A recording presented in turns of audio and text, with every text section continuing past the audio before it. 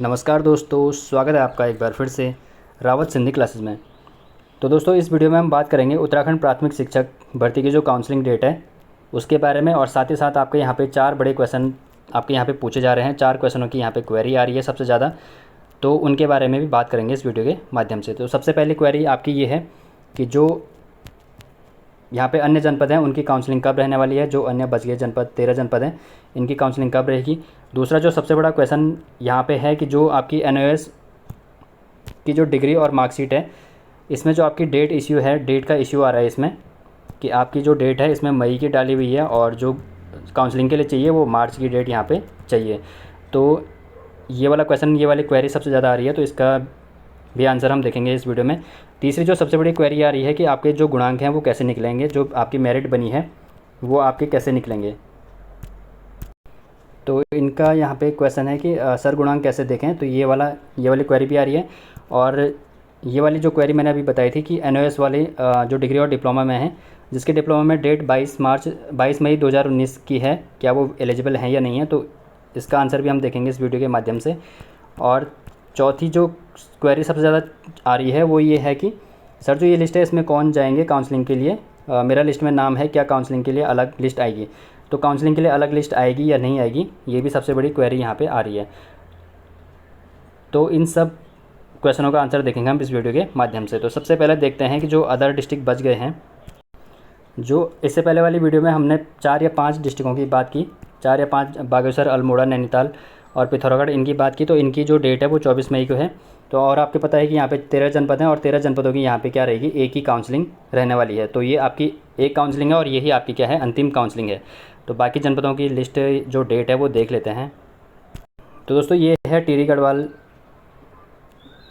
की जो डेट आई है यहाँ पे, विज्ञप्ति काउंसलिंग और प्रमाण पत्रों का वेरिफिकेशन। तो ये 17 मई को जारी किया गया है। तो टिहरी गढ़वाल की जो यहाँ पे काउंसलिंग होगी ये भी यहाँ पे 24 मई को रखी गई है। ठीक है, तो 24 मई को आपको कहाँ पे जाना है, ये जाना है आपको प्राथमिक शिक्षा कार्यालय प्रारंभिक शिक्षा अधिकारी टिहरी गढ़वाल में। यहाँ पे उन्होंने बताया है कि जो दिनांक रहेगी आपकी 24 मई को रहेगी और आपको जाना है कहाँ पे, जिला शिक्षा अधिकारी प्रारंभिक शिक्षा टिहरी गढ़वाल नई टिहरी में कार्यालय में सुबह 10 बजे आपको वहाँ पे काउंसलिंग में शामिल होना है, अगर आपका टिहरी में नाम है, टिहरी वाली लिस्ट में नाम है तो। ठीक है, और इससे पहले हमने ये भी देखा कि अगर आपका नाम एक जनपद में है तो ठीक है, नहीं तो अगर आपका नाम एक से ज़्यादा जनपद में है तो आपको किस ज़िले में जाना चाहिए, ये भी हमने देखा था इससे पहले वाली वीडियो में। वो वीडियो आपको प्लेलिस्ट में मिल जाएगी। और अगर आप चैनल पर नए हैं तो चैनल को सब्सक्राइब ज़रूर कीजिए, ताकि इसी तरह की जो अपडेटेड इन्फो होती है वो सबसे पहले आप तक पहुँच सके। इसके बाद जो अगली जनपद की डेट है वो है रुद्रप्रयाग की। तो रुद्रप्रयाग वालों की भी यहाँ पे डेट आ गई है, 17 मई 2025 को ये जारी किया गया है।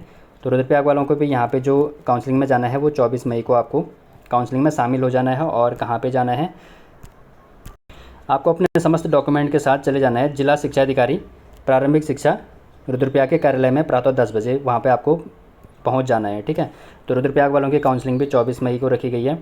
और यहाँ पे ये आपको दिख रहा होगा, तो ये साफ साफ लिखा है एनओएस वालों के लिए। और साथ ही साथ जो आपकी ये है अंतिम काउंसलिंग है, ये मैं पहले भी बताया है, अभी भी बता रहा हूँ। तो आपको अवश्य से क्या करना है, काउंसलिंग में जाना है, क्योंकि इसके बाद यहाँ पे साफ बताया गया है कि पुकार होने पर अनुपस्थित पाए गए अभ्यर्थियों को अगला मौका नहीं दिया जाएगा। इसके बाद जो अगली लिस्ट है वो आई है पौड़ी जनपद से। तो पौड़ी गढ़वाल वालों की भी 17 मई को यहाँ पर जारी की गई है विज्ञप्ति, और इनका भी जो डेट है काउंसलिंग की यहाँ पर भी ये 24 मई को रखी गई है। ठीक है, तो 24 मई को आपको यहाँ पे पौड़ी में चले जाना है। और कहाँ पे, पौड़ी में जाके आपको पौड़ी गढ़वाल के कार्यालय में जिला शिक्षा अधिकारी प्रारंभिक शिक्षा पौड़ी गढ़वाल के कार्यालय में प्रातः 10 बजे आपको अपने जो डॉक्यूमेंट हैं सारे डॉक्यूमेंट लेके पहुँच जाना है। और आपको क्या क्या डॉक्यूमेंट वहाँ पर ले जाने हैं काउंसलिंग में, ये हमने इससे पहले वाली जो वीडियो है उसमें बताया है। तो आप प्लेलिस्ट में जाके वो वीडियो देख सकते हो, डिटेल में वहाँ पर बताया गया है कि क्या क्या डॉक्यूमेंट आपको वहाँ पर लेके जाने हैं। इसके बाद जो अगली लिस्ट है वो पिथौरागढ़ जनपद की है, कार्यालय प्रारंभिक शिक्षा पिथौरागढ़। ये भी 17 मई को जारी हुई है। और अगर आपको वीडियो साफ़ नहीं दिखाई दे रही तो आप इसको 720 पिक्सल में देख सकते हो, तब आपको साफ दिखाई देगी। और पिथौरागढ़ वालों की जो काउंसलिंग की डेट है, यहाँ पे पिथौरागढ़ वालों की भी 24 मई को काउंसलिंग की डेट रखी गई है। और आपको कहाँ पे जाना है, कार्यालय जिला शिक्षा अधिकारी प्रारंभिक शिक्षा पिथौरागढ़ के कार्यालय में जाना है और वहाँ पर अपने सारे डॉक्यूमेंट लेके 24 मई को पहुँच जाना है। इसके बाद जो अगला जनपद है वो चमोली रहने वाला है, और ये भी 17 मई को जारी किया गया है। तो चमोली की भी जो डेट है आपकी 24 मई को है। तो चमोली में भी आपको 24 मई को चले जाना है प्रमाण पत्रों की जांच के लिए। ठीक है, काउंसलिंग में। और ये कहाँ पे जाना है आपको? प्रारंभिक शिक्षा चमोली का जो प्रारंभिक शिक्षा का जो कार्यालय है वहाँ पे आपको 24 तारीख को अपने डॉक्यूमेंट लेके पहुँच जाना है। तो यहाँ पे बताया कि निर्धारित तिथि को जिला शिक्षा अधिकारी प्रारंभिक शिक्षा के चमोली के कार्यालय में प्रातः 10 बजे आपको वहाँ पे अपने सारे डॉक्यूमेंट लेके काउंसलिंग के लिए पहुँच जाना है। अब आते हैं अपने दूसरे क्वेश्चन पे। तो दूसरा क्वेश्चन आपका ये है कि जैसे यहाँ पे इट्स टप्पू जी का क्वेश्चन है कि सर मेरा पौड़ी की लिस्ट में नाम है सर, इसमें गुणांक बताए इन्होंने जो भी बताए हैं। और इसके बाद लिख रहे हैं सर क्या सभी को जाना है डॉक्यूमेंट वेरिफिकेशन के लिए जिनका नाम लिस्ट में आया है? ये चीज़ क्लियर नहीं हो रही है, प्लीज़ हेल्प मी। तो यही चीज़ हमने इस वीडियो में क्लियर करनी है। तो आपका जिसमें आपका अगर किसी भी लिस्ट में आपका अगर नाम आया है, किसी भी जनपद की लिस्ट में आपका नाम आया है तो आपको काउंसलिंग में जाना है, क्योंकि जो ये काउंसलिंग है ये काउंसलिंग आपके प्रमाण पत्रों जो आपके डॉक्यूमेंट हैं प्रमाण पत्रों की क्या है, जांच की काउंसलिंग है, ना कि आपकी मेरिट के बेस पे आपका ये सिलेक्शन काउंसलिंग है। तो आपके वहाँ पे आपको अपने प्रमाण पत्रों की जांच के लिए ज़रूर से ज़रूर जाना है और ये काउंसलिंग आपको मिस नहीं करनी है, क्योंकि ये अंतिम काउंसलिंग है। इसके बाद जो अगली लिस्ट आएगी, इसके बाद आपकी क्या आएगी? फाइनल मेरिट लिस्ट आएगी। तो आपको वहाँ पे अगर आपका किसी भी डिस्ट्रिक्ट में नाम है तो आपको वहाँ पे अवश्य से जाना है, काउंसलिंग में हिस्सा लेना है। और अगर आपका नाम एक 2 से ज़्यादा डिस्ट्रिक्ट में है, मान लो किसी का नाम 2 डिस्ट्रिक्ट में है, किसी का 3 में है, किसी के 4 में है, तो वो कौन से डिस्ट्रिक्ट में जाए? क्योंकि आपकी जो पूरे उत्तराखंड की काउंसलिंग है 13 जनपद हैं यहाँ पे, और 13 जनपदों की काउंसलिंग केवल एक ही दिन है और वो दिन है आपका 24 मई का। तो एक दिन यहाँ पे काउंसलिंग है 24 मई को। तो 24 मई को आप केवल एक ही जगह पे एक ही काउंसलिंग में हिस्सा ले सकते हो। इसलिए अगर आपका किसी डिस्ट्रिक्ट में 2 या 3 या 4 डिस्ट्रिक्ट में नाम आया है तो आपको चूज़ कैसे करना है कि आपको किस डिस्ट्रिक्ट में काउंसलिंग के लिए जाना है, उस पर हमने पहले वीडियो बना दी है। तो आप प्लेलिस्ट में जाके वो वीडियो देख सकते हैं, जहाँ पे थंबनेल में लिखा होगा किस ज़िले में जाएँ, जहाँ पे लिखा होगा किस ज़िले में जाएँ जिस थंबनेल में, वहाँ पे उस वीडियो में आप जा सकते हो, देख सकते हो। तो वहाँ पे आपको डिटेल में पता चल जाएगा। इसके बाद जो तीसरा क्वेश्चन है जो सबसे ज़्यादा पूछा जा रहा है एनओएस वालों का, एनओएस वाले बहुत दुविधा में हैं और उनकी दुविधा जायज़ भी है, क्योंकि उनकी जो डॉक्यूमेंट में जो लिस्ट है डिग्री और डिप्लोमा में जो लिस्ट है, यही क्वेश्चन आपका कि जिसके डिप्लोमा में डेट 22 मई 2019 की है तो क्या वो एलिजिबल है? तो बिल्कुल, अगर आपका नाम काउंसलिंग में आया है तो आप एलिजिबल हो वहाँ पे, क्योंकि आप गवर्नमेंट ने तो बोला है कि आपका जो डिग्री होनी चाहिए वो मार्च 2019 से पहले की क्या होनी चाहिए, वैलिड होनी चाहिए।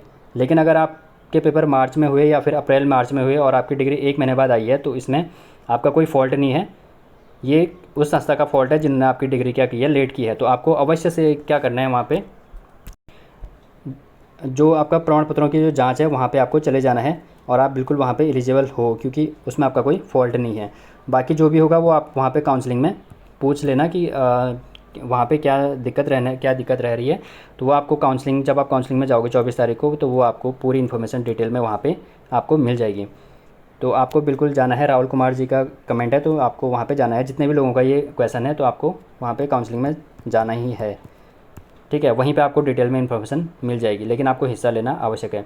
उसके बाद चौथा जो क्वेश्चन था आपका ये था कि सर गुणांक कैसे देखें, आपको जो मेरिट है वो अपनी मेरिट कैसे देखनी है, क्योंकि कभी कभी क्या हो रहा है यहाँ पे कि मिसप्रिंट भी हो रहा है और उसकी वजह से यहाँ पे बार बार संशोधित लिस्ट आ रही है हर ज़िले की। तो इसलिए आप खुद से निकाल सकते हो कि आपके जो गुणांक हैं वो कितने बन रहे हैं यहाँ पे। तो वही सीखेंगे हम इस वीडियो में। हालांकि मैंने ये पहले भी बताया है, लेकिन अगर आपने वो वीडियो पूरी नहीं देखी है तो इस वीडियो में देखते हैं ब्रीफ में, वहाँ पे मैंने डिटेल में बताया है, तो आप उस वीडियो को देख सकते हो। तो आपको गुणांक अपने कैसे निकालने हैं, तो यहाँ पे सबसे पहले काउंट करना है।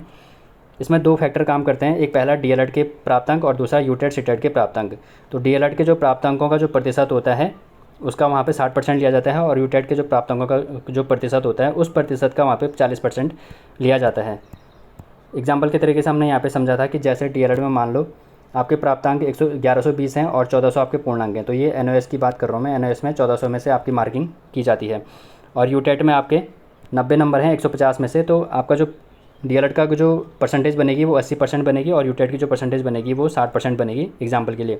तो इस 80 का फिर हम 60% निकालेंगे और इस 60 का जो है 40% यहाँ पे निकालेंगे। तो 80 का जब हमने 60% निकाला तो ये 48 आया और 60 का जब 40% निकाला तो ये 24 आया।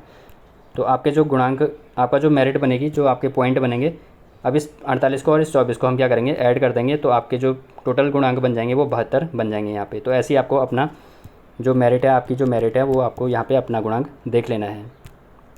बाकी इसके अलावा आज की जो न्यूज़ अपडेट है ये यहाँ पे आपने ये देख ही लिया होगा, फेसबुक पे ये वायरल हो रहा है, फेसबुक व्हाट्सएप पे सोशल मीडिया पे, कि जो एनआईओएस से डीएलएड करने वाले जो युवा हैं उनको नौकरी मिलेगी। तो ये आपने देख ही लिया होगा, तो इसलिए आपको काउंसलिंग में चले जाना है। उसके बाद आपकी क्या होगी, फाइनल मेरिट लिस्ट उसी के बाद आएगी।